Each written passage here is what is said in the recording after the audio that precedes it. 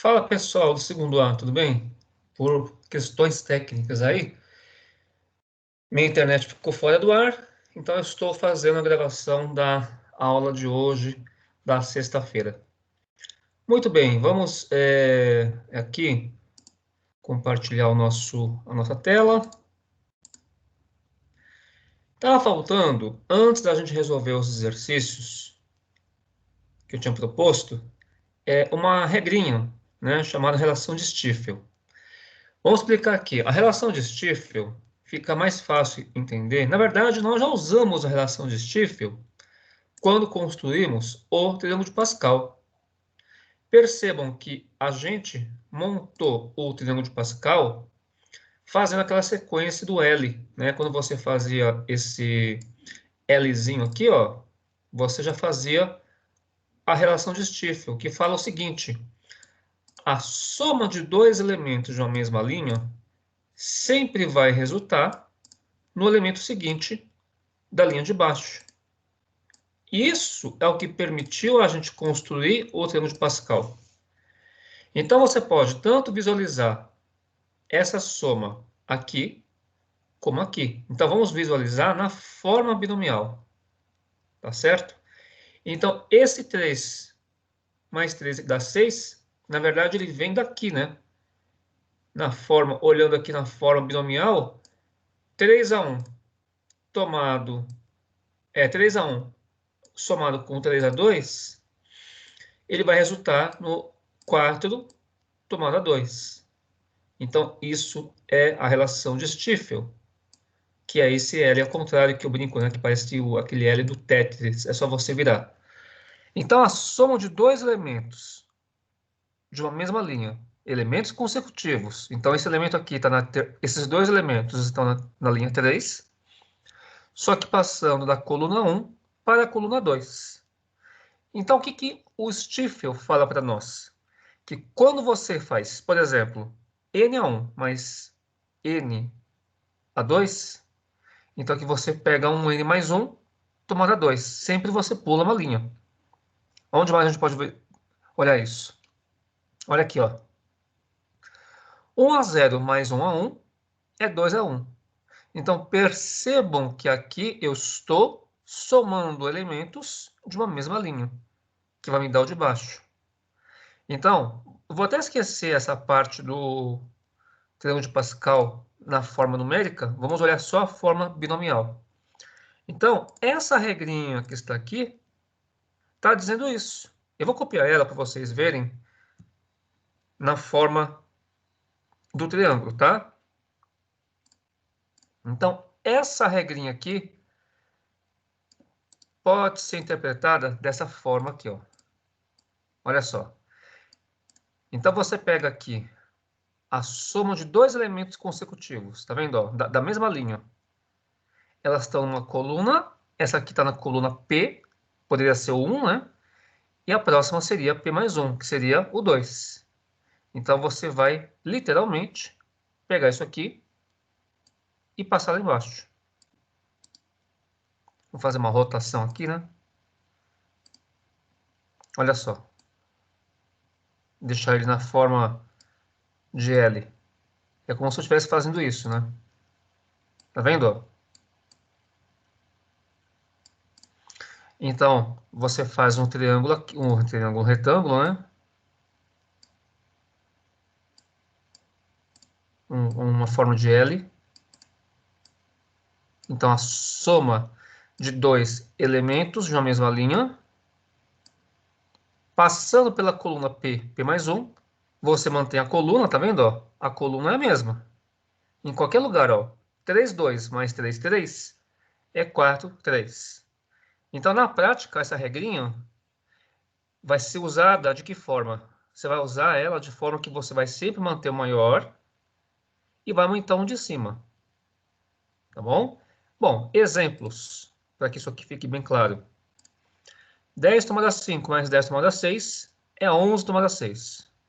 Ou seja, eu estou somando dois elementos da linha 10, passando pela coluna 5 e pela coluna 6. Aí você mantém o maior deles e aumenta só o de cima, porque você está passando de linha. Lembra do L. 30 a 20 mais 30 a 19 está invertido, né? Mas tudo bem. O que você faz? Aumenta o de cima e mantém o maior embaixo. Tá certo? Simples, né? Esse aqui, você vai aplicar a regrinha do Stiefel 2 vezes.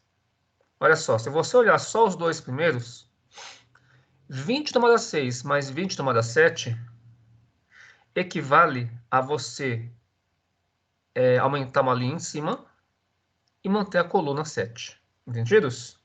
Então, 20 tomada 6 mais 20 tomada 7 equivale à próxima linha, 21, mantendo a coluna do maior, 7.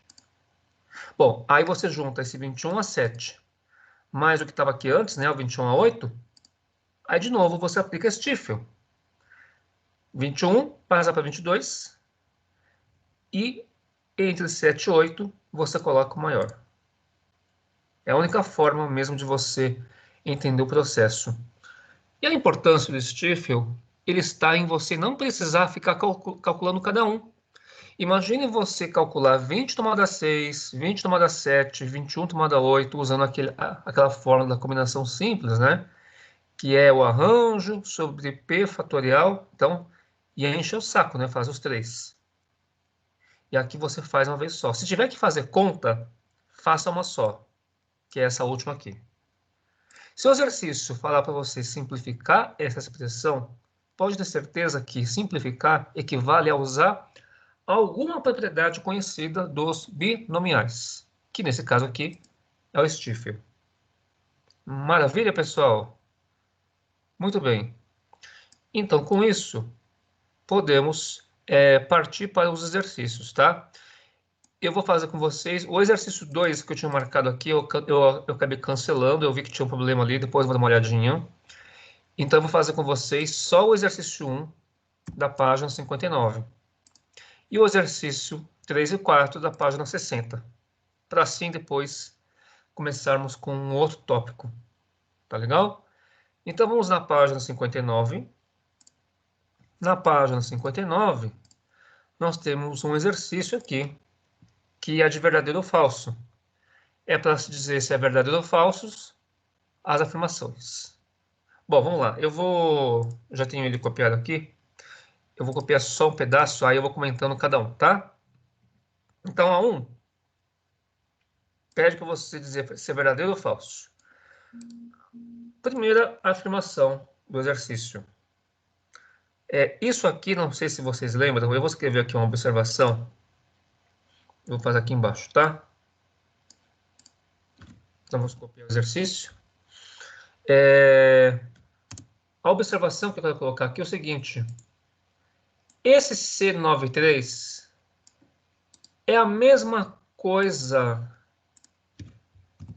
que combinação de 9 tomada 3. E que, por sua vez, é o binomial de 9 tomada 3. Tá?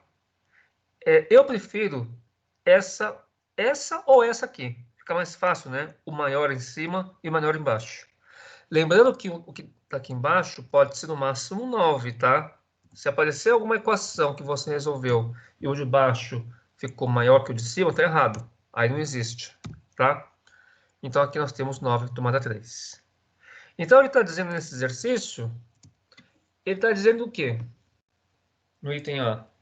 Ele está dizendo que 9 tomada 3 é igual a 9 tomada 6. Isso é verdadeiro, porque eles são complementares, né? Ou seja, 3 mais 6 dá 9. Dois binomiais são iguais quando eles são iguais em cima e embaixo, ou quando o de cima é igual, mas o de baixo é diferente, mas eles se completam, ou seja, 3 mais 6 dá 9. Então, nesse caso aqui, eles são iguais por serem complementares. Então, o item A, ele é verdadeiro. Correto? Vamos agora para o item B. O que será que o item B fala para nós? Vamos pegar aqui a afirmação. Copiar e colar. Aqui ele está falando o quê? O que é isso aqui? Ó? Isso aqui é uma somatória de combinações. Tá certo? Então, o item B está dizendo para nós o quê? Que essa soma dá 1024. Bom, lembrando mais uma vez que essa soma, ela equivale a que soma? Ela equivale à soma de binomiais de 10 tomada 1, 10 tomada 2, 10 tomada 3 e assim por diante. Só que aqui ele não tem um primeiro, percebe? Aqui está faltando 10 a 0. Isso aqui nos remete a uma propriedade que nós já vimos, que é essa propriedade da soma. Ó, essa última aqui, tá vendo? Ó?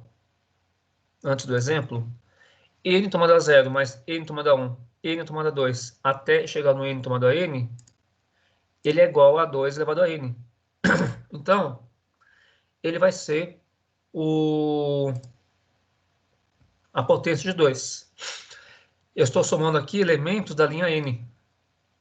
Então, vamos supor, se você pega a linha 20, se for completo aqui, né? Desde o 0 até o último, aqui é 2 elevado a 20. Se aqui for 10, aqui vai ser 2 a décima. No entanto, no nosso exercício, está faltando alguma coisa. Está faltando justamente o 10 tomada 0. Então, você pega o resultado, que é 1024, e tira o que está faltando. Está faltando quem? O 10 tomada 0, que é 1. Por isso que isso aqui dá 1023. Então, é falso, né? Porque ele está dizendo que é 1024. Então, essa afirmativa é falsa. Item C. Uma equação. Por que que essa equação não é válida? Ou está faltando alguma coisa? Na verdade, está meio certo isso aqui, né? Ele fala assim, ó, vamos escrever aqui na linguagem de binomial. Eu vou escrever aqui, tá? Então, escrevendo isso aqui em linguagem de binomial, na verdade eu estou fazendo o quê? Eu estou fazendo combinação de 12 tomada 2x, que é igual a combinação de 12, eu prefiro essa notação, tá? Tomada 4. Essa notação que o livro usa é o inverso, né? Tudo o contrário, tá? É pouco usual, tá? Essa ou aquela outra lá é mais usada. É verdade que se o x for igual a 2, isso aqui vai ser verdadeiro, porque vai ficar igual. Só que dois binomiais são iguais, em que situação? Dois binomiais são iguais quando a gente tem a situação do complementar também. Veja que nesse primeiro exemplo que eu passei na aula passada, essa igualdade vai ser verdadeira em duas situações. Ou se x for 4, ou se a soma dos de baixo resultar no de cima. Ou seja, o x mais 4 tem que dar 10. E aí o x dá 6. Então são duas soluções. Então esse exercício ele está errado porque ele omite a outra solução. Vamos encontrar todas as soluções? Então quais são as soluções? E como que eu vou achar os valores, né? Então, uma equação aqui, eu vou achar, eu vou fazer direto aqui. Ó, então, a primeira possibilidade qual é? O 2x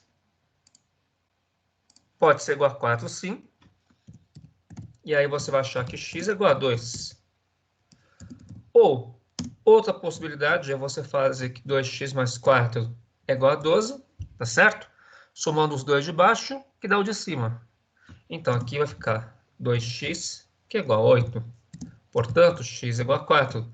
Então, estava faltando ele achar essa outra parte. Por isso que ela é falsa. Tá legal? Porque estaria faltando a outra parte. Então, uma solução é 2, a outra é igual a 4. Certo? Aqui é um tipo verdadeiro falso, mas a gente tem que fazer as contas para verificar por que que é falso ou por que que é verdadeiro. Tá certo?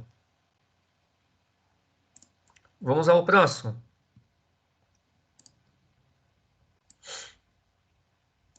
Se x é igual a 5, então essa igualdade é verdadeira? E o exercício fala que é verdadeiro. Gente, aqui é o contrário. Aqui você está pegando um valor e verificando que essa igualdade é verdadeira. No exercício anterior, nós fizemos o inverso, tá certo? Você saiu da equação, você está resolvendo uma equação. Quando você resolve uma equação, você tem que achar todas as possibilidades. Agora, se você tá só verificando que para x igual a 5 isso aqui é verdadeiro, então tá tudo bem. Então a gente pode até fazer um teste aqui e verificar por que eles são iguais. Deixa eu copiar um binomial aqui para não ter que fazer de novo. Vamos verificar que é verdadeiro isso? Eu não sei qual é a outra solução. Aqui é o contrário. Para x igual a 5, é verdade isso? Vamos verificar? Então vamos fazer aqui, ó. Isso aqui é a combinação de 20, tomado a 3x menos 2. Eu vou substituir o x por 5. 15 menos 2 vai dar 13. Correto? Ora, 15, desculpa, 20 tomado a 13, ele vai ser exatamente igual a 20 tomado a 7. Por quê? Porque eles são complementares. Então o exercício está dizendo isso. E isso é verdadeiro. De fato, né? Para esse valor de x, na hora que você substitui, isso dá 20 tomado a 13, que é complementar de 20 tomado a 7. Então, a gente sabe que os complementares são iguais. Então, é verdadeiro. Tá certo? Último. Agora sim. Vamos ver o que a gente vai fazer aqui, hein? Será que é conta mesmo? Tem que fazer a conta na raça? Tem alguma relação aí nova que a gente aprendeu? Ou alguma propriedade anterior? Olha só. A diferença entre dois binomiais, vamos fazer aqui na linguagem de binomial. Ó, então vamos pegar aqui um binomial de novo, emprestado, para eu copiar. Então ele está falando para nós aqui que a combinação de 11 tomado a 5 menos a combinação de 10 tomado a 5. Essa diferença, ele está falando que é igual... Oh, ele comeu uma parte minha aqui.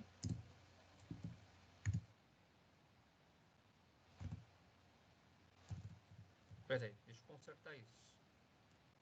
Ele está falando aqui para nós que essa diferença, ela dá 10 tomado a 4. Estou só traduzindo isso aqui em termos binomiais. Não é nada óbvio que essa diferença seja igual a esse 10 tomado a 4, né? Tem duas formas de você fazer isso. Ou você calcula cada um, certo? Ou você calcula cada um, ou você tenta usar alguma propriedade. Se eu for fazer cada um, não está sendo muito legal da minha parte. E se fossem números grandes? Então já desconfia aqui. Aqui tem uma passagem que você pode fazer uma equivalência. Olha só o que eu vou fazer, hein? Eu vou copiar isso aqui, só que eu vou fazer o seguinte. Tá vendo esse 10 tomado a 5? Eu vou passar esse 10 tomado a 5 para o lado direito da igualdade. Então aqui, ó, eu vou estar somando junto com 10 a 4. Tá vendo, ó? Todo mundo concorda? Né? Que eu posso passar isso aqui para o outro lado? Como se fosse uma equação? Bom, verificar isso equivale a você verificar isso. Bom, ainda eu fico sem saber se essa igualdade é verdadeira. Gente, 10 tomada a 5 mais 10 tomada a 4 me lembra o quê? Olha só. Acabamos de ver o quê? A relação de Stiefel. Lembrem da relação de Stiefel, certo? Então, pela relação de Stiefel, a soma de dois elementos da linha 10, passando pela coluna 4, pela coluna 5, vai continuar na coluna 5 e ir para a próxima linha. Tenta sempre visualizar aquele L ao contrário, tá? Então, isso aqui pode marcar aqui na frente, né? É verdadeiro, né? Porque estamos usando a relação de Stiefel. Pela relação de Stiefel, então ela é verdadeira. Está aí a grande vantagem, né, da relação de Stiefel, porque você não precisa fazer cálculo nenhum, tá? Como mostrei para vocês aqui, ó, nesse exemplo, Se eu tivesse que fazer algum cálculo aqui, seria só esse último. Eu não precisei calcular o 20 a 6, 20 a 7, 21 a 8, o que seria um cálculo bastante penoso. Então, fiquem atentos a isso. Tá certo? Maravilha? Bom, eu falei para vocês que o 2 eu vou deixar para depois, eu vou dar uma olhadinha, tem alguma coisa ali, tem uma sacada ou alguma coisa errada, não sei. E eu vou para para a próxima página. Os próximos exercícios aqui que eu tinha marcado do LIP é na página 60, exercícios 3 e 4. Vamos ver aqui o que falam os exercícios 3 e 4 da página 60. Bom, aqui, novamente, né? Ele fala assim, de coisas envolvendo binomial. Vamos copiar aqui o enunciado, passar para a gente resolver, tá bom? São duas perguntas independentes. Mas aqui, o exercício 3, ele incentiva você a usar essa notação. Melhor, né? Vamos lá. Então, eu vou copiar o nosso enunciado. Então, o primeiro que ele pede aqui é para fazer esse cálculo.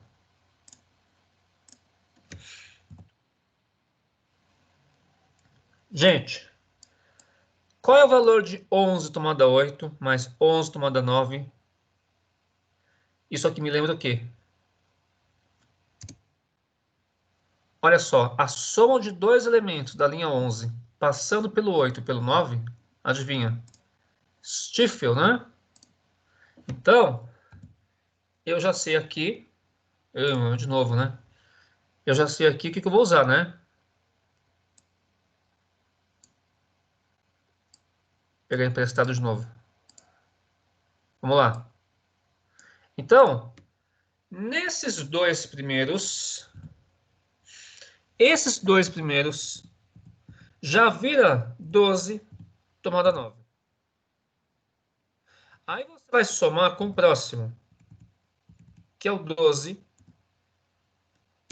tomada 10. Na hora que você soma esses dois, esquece os outros, tá? Eu vou fazer por partes, ó. Juntei esses dois. Aí, quando você junta esses dois, isso aqui fica uma coisa só, fica o 12 tomada 9. Quando você soma com o próximo, o que vai acontecer aqui? 12 tomada 9 mais 12 tomada 10, ele vai ser 13 tomado a 10. Stifel aqui, tudo bem? Vamos fazer a próxima linha. Agora, partindo do resultado que eu já tenho até aqui, eu vou juntar com o próximo. Olha só, eu vou juntar o 13 a 10, que na verdade é a soma desses três aqui, que dá uma coisa só. Olha como esse Stifel é bacana. Ele junta tudo num só. Então, esse 13 tomado a 10 vai se juntar com quem agora? Ele vai se juntar com 13 a 11. Eu estou fazendo tudo 2 a 2, tá, pessoal? Então, juntando com o próximo, pela relação de Stifel, eu estou somando dois elementos da linha 13, que vai passar para a linha 14 e vai manter a coluna 11, sempre mantendo a maior. Essa é a regrinha. E para finalizar, o 14 tomada 11, que é esse que eu obtive agora aqui em cima, ele vai se juntar com quem? Com o próximo, que é o 14 tomada 12. Agora eu posso fazer aqui na frente já, que é o último, né? Stifel novamente. A soma de dois elementos consecutivos da linha 14 passa para a linha 15 e mantém a coluna 12. Assim sendo, gente, essa soma, por incrível que pareça, ela dá 5 binomiais viram só. Só que olha só, ele falou para você calcular, então o exercício não acabou ainda. Eu preciso calcular. E como é que eu faço o cálculo? O cálculo é grande, né? 15 tomada 12. É para isso que existe a noção de complementar. Quem é o complementar de 15 tomada 12? O complementar de 15 tomada 12 é a diferença, é o que falta para 15. É 3, então, né? Agora a gente aplica o quê? Nós fazemos a combinação simples, que em cima é o arranjo de 15 tomada 3 dividido por 3 fatorial, ou 3 vezes 2 vezes 1. Simplifica o 15 com 3, que dá 5.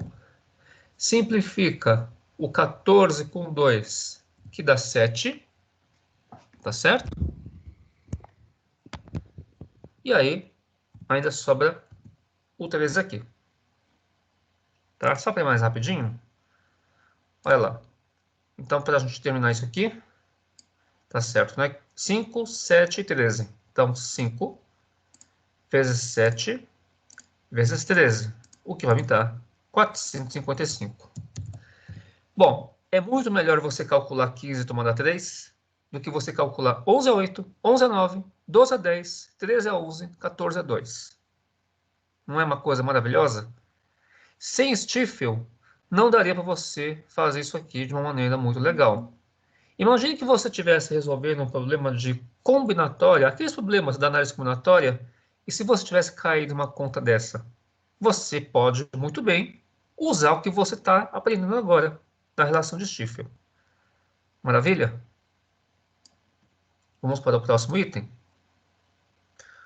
O próximo item, ele faz uma outra pergunta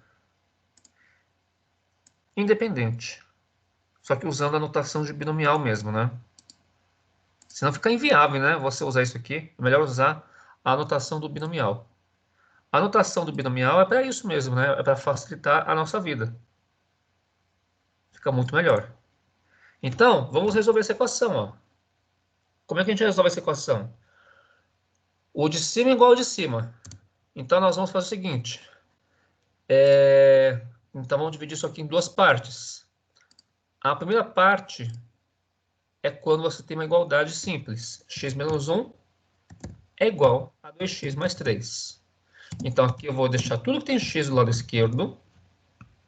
E aquilo que tem número você passa para o outro lado. Bom, isso aqui vai micar, né?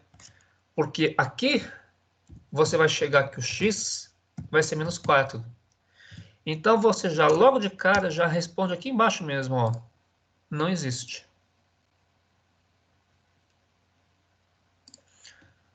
Não existe x. Por que que não existe? Porque o x ele tem que ser um número natural.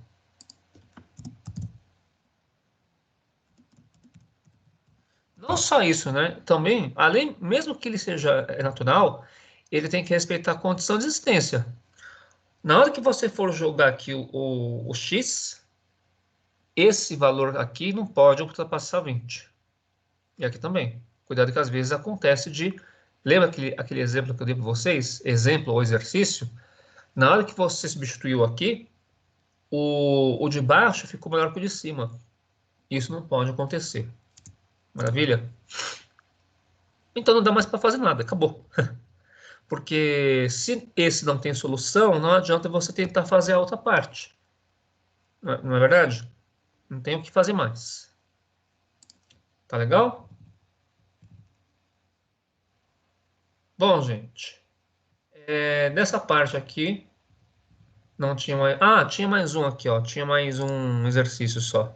Aí a gente acaba. Ó, o exercício quarto é a resolução de um probleminha. Olha que legal. Em um grande salão existem 10 lustres. Cada um aceso por meio de um interruptor exclusivo. Então, ó, e esse problema nós já resolvemos no primeiro ano, no ano passado. Só que a gente estava usando a teoria dos conjuntos. Mas vamos lá. Para que o salão fique suficientemente iluminado, devem ser acesos no mínimo 3 lustres. De quantas maneiras o salão pode ser iluminado? Gente, quando você fala de iluminar o salão, pelo menos uma lâmpada tem que estar acesa. Mas aí aqui ele fala 3, né? Lustres. Pelo menos uma acesa, mas aqui ele fala que tem que ser no mínimo 3. Isso me lembra alguma coisa? De 10 lustres, eu vou escolher, né? Para estar iluminado, pode ser 3, ou 4, ou 5, ou 6, ou 7, ou 8, ou 9, ou 10. Todas podem estar acesas. Isso nos remete àquela soma. Então vai ser o binomial. Então, o exercício 4 aqui é um exercício de binomial. Então, ou seja, são 10, né? São 10. Então, a gente vai usar aquela propriedade, ó. Eu vou até copiar aqui, ó, o que a gente já fez. É isso aqui, ó.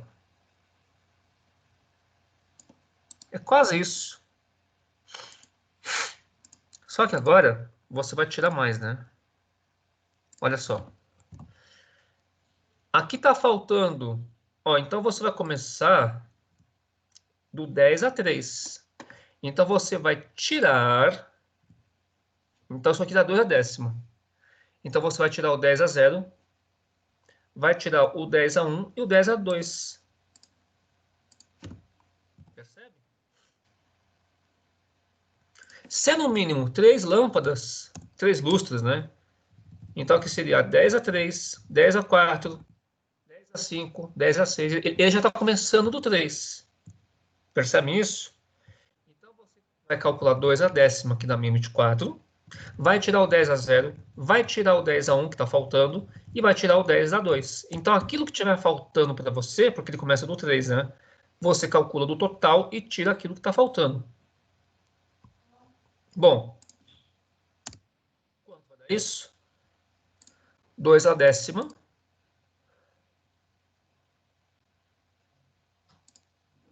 2 a décima em 24.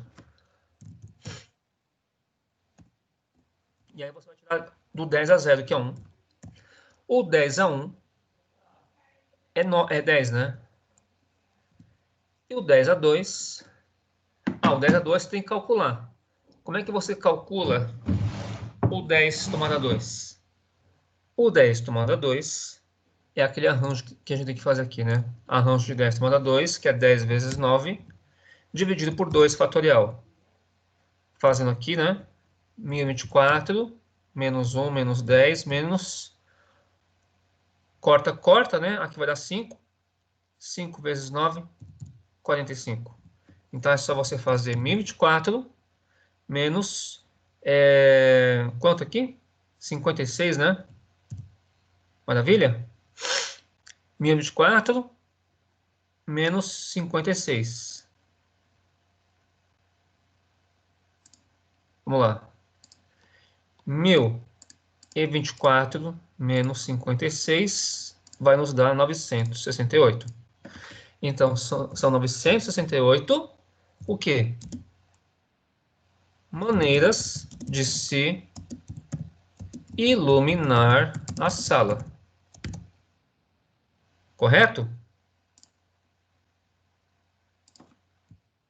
Era teste isso? Não, né? 968 maneiras de você iluminar. A melhor iluminação você tem quando você usa 10 lustres.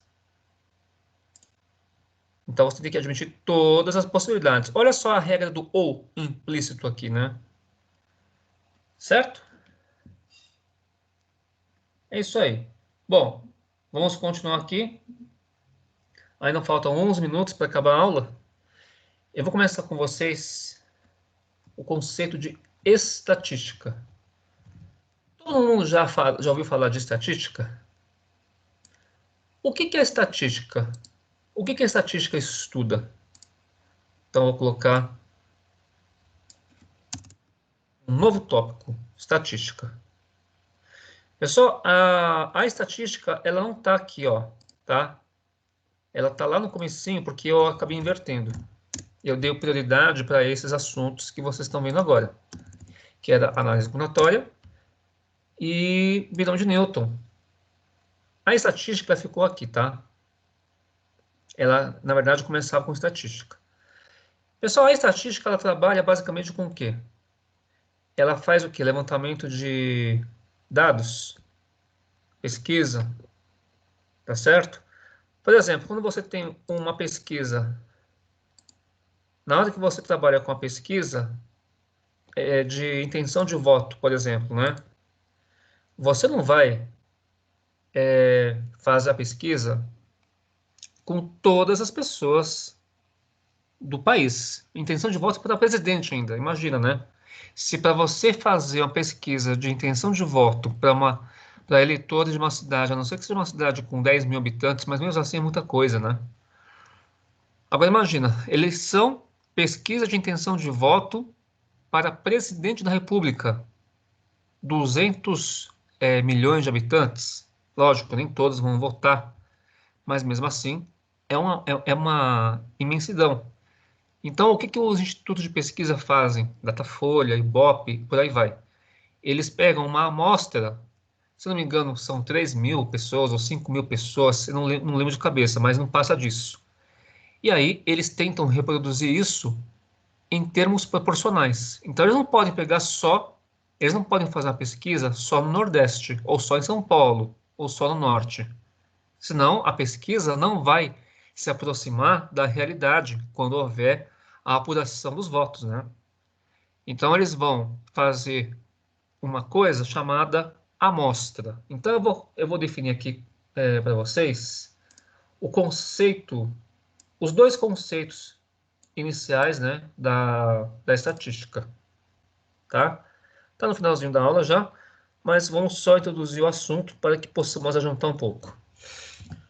Então, basicamente, a estatística, ela trabalha com uma coisa chamada amostra, que é diferente da população. População é o conjunto total.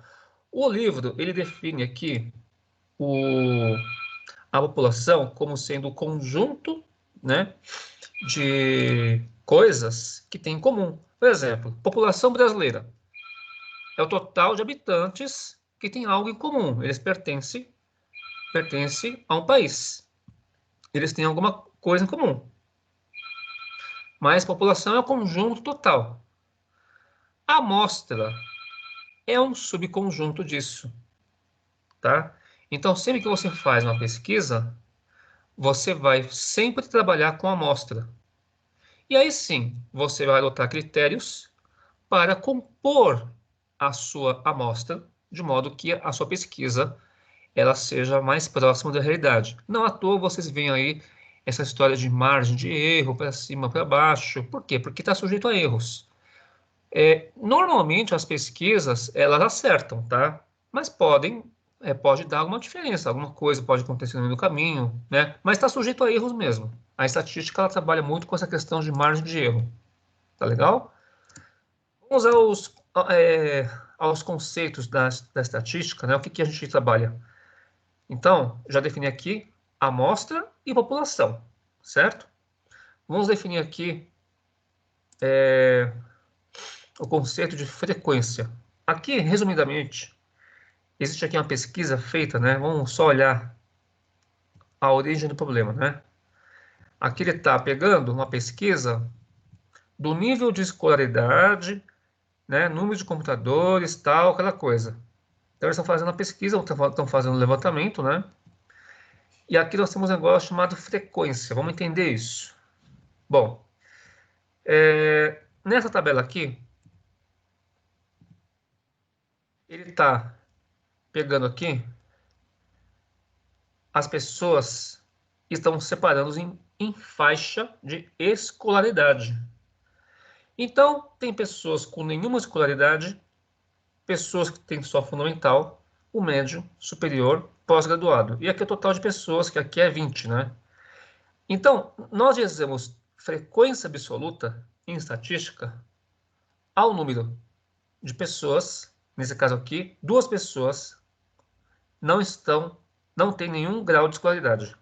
Ao passo que 4 pessoas têm um fundamental, 5 pessoas têm um grau médio, 6 têm um superior e 3 têm um pós-graduado. Você percebeu que se você for traçar um gráfico, ele tem uma forma de sino, né? Normalmente, essa frequência aqui, ela é maior mais ou menos no meio. E é natural esperar que nas extremidades o número seja menor, né? Pelo menos é o que a gente espera. Então, mais pessoas, pelo menos aqui está dizendo que mais pessoas estão entre o grau médio e o superior, ensino médio e superior, do que nas extremidades. Tá certo? Então, poucas pessoas com nenhuma escolaridade e poucas pessoas com uma graduação maior. Então, nós temos aqui a frequência absoluta, que se você somar dá 20, e a frequência relativa, que é a porcentagem. Então, essas duas pessoas representam 10% do total. Como é que você faz o cálculo? É só você dividir, acha o número decimal, e aí você multiplica por 100%, que aí vai dar 10%. Né? A conta é essa aqui, ó. Qualquer conta que você for fazer em porcentagem, você vai dividir. Então, aqui, 2 dividido por 20. Em decimal dá... Opa, fiz uma coisa errada? Se você faz 2 dividido por 10, dá 0,2. Em porcentagem, multiplica por 100. Isso dá 20%, tá vendo? É um pouquinho só. A minha calculadora errou? Não, dá 10%, né? 4 dividido por 20 dá 0,2, que dá 20%. 5 dividido por 20 dá 0,25. Multiplica por 100, a vírgula anda duas casas para frente, dá 25%. E por aí vai. Pode dar dízima periódica, tá? Não tem importância. A frequência relativa ela é chamada relativa porque ela é relativa ao universo de pessoas que você está olhando, na sua amostra, e não na população. Correto? E aí, essa soma tem que dar 100%. Ok? Vamos pegar aqui um exercício do... Aqui nós temos um negócio que é frequência absoluta, né? E a acumulada eu não uso muito, tá? Que é só você ir somando até você chegar no total. Então, por exemplo, aqui é 2, aqui é 2 mais 4, que é 6, aqui é 2 mais 4 mais 5, que é 11, e vai somando as porcentagens. Eu acho que não é muito útil isso. Mas a acumulada é sempre da menor para maior, tá? Rapidamente, vamos terminar a aula de hoje com esse exercício aqui do Enem. Olha só, o Enem gosta de questões do dia a dia, né? Então, estatística pode ser interessante aí. No quadro seguinte, são informados os turnos em que foram eleitos os prefeitos das capitais de todos os estados brasileiros em 2004. Então, aqui você tem a cidade de Aracaju, Belém, Macapá, né, Goiânia. E aí, ele pergunta assim, né? Então, aqui você tem um total de 26 cidades. Ele pergunta assim: na região norte, a frequência de eleição dos prefeitos no segundo turno foi de. Olha, são 26 estados, né? São 26 cidades, na verdade. Você não vai pegar tudo em relação aos 26. É só você ver quantos tem na região norte. Ó, na região norte você tem Belém, você tem Boa Vista, você tem aqui Macapá, Manaus, Palmas, Porto Velho e Rio Branco, o que dá um total de 7. Não é isso? 1, 2, 3, 4, 5, 6, 7. Então, desse total dos 7 que estão na região norte, quantos foram eleitos no segundo turno? Então, a gente vai olhar aqui, ó. 1, 2 e 3, né? São 3, tá? Então, 3 prefeitos foram eleitos no segundo turno. Então, a frequência relativa, a frequência absoluta é 3. Dessa amostra que se concentra na região norte, são 3. Mais de um total de quantos? 7. São 7 da região norte. Só que 3, ou seja, menos a metade, foi eleito no segundo turno. E isso me dá 42,86%. Tá legal? Bom, é isso aí. Na próxima aula, a gente explora um pouco mais os conceitos de estatística. E aí nós vamos introduzir mais, além de outros conceitos, né? Vamos mexer também com Excel, tá bom? Eu vou fazer algumas continhas com vocês no Excel. Até mais, pessoal!